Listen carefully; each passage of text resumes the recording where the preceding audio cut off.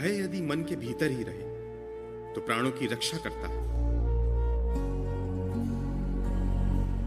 परंतु यदि वही भय मन के बाहर आ जाए तो प्राणों का शत्रु बन जाता है।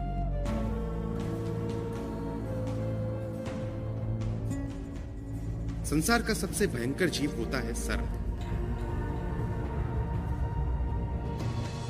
परंतु यह भी जानना जरूरी है कि सर्प अत्यंत भीरू प्राणी भी होता है।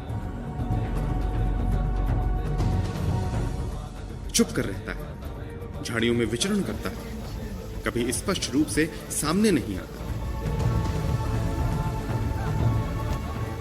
परंतु एक विचित्र तथ्य यह भी है कि सभी सर्प विषैले नहीं होते, ना ही हर किसी को सर्प डसता है, फिर भी सब सर्प से भयभीत रहते हैं।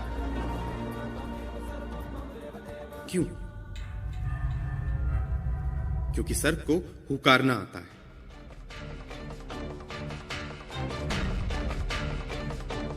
जब आप सर्प से डरते हैं तो क्या कभी आपने विचार किया कि सर्प भी आपसे उतना ही डरा हुआ है? लेकिन सर्प कितना भी डर जाए परंतु अपनी हुकार नहीं छोड़ता। इस प्रकार अपने भय को अपनी शक्ति बनाकर कई द्वंद्व जीते जा सकते हैं।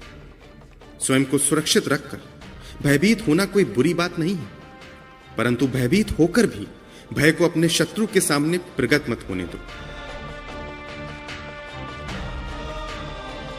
क्योंकि हर युद्ध लड़कर नहीं जीता जाता। कुछ युद्ध केवल शक्तिशाली होने का अभिनय करके भी जीता जा सकता है।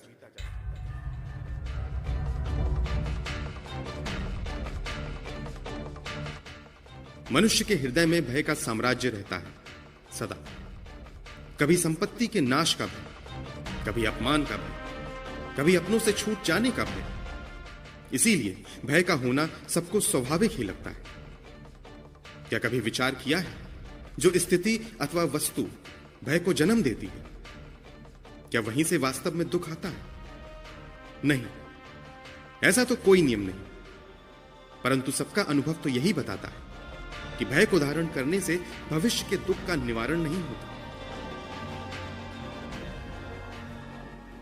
भय केवल आने वाले दुखों की कल्पना मात्र है, वास्तविकता से इनका कोई संबंध नहीं।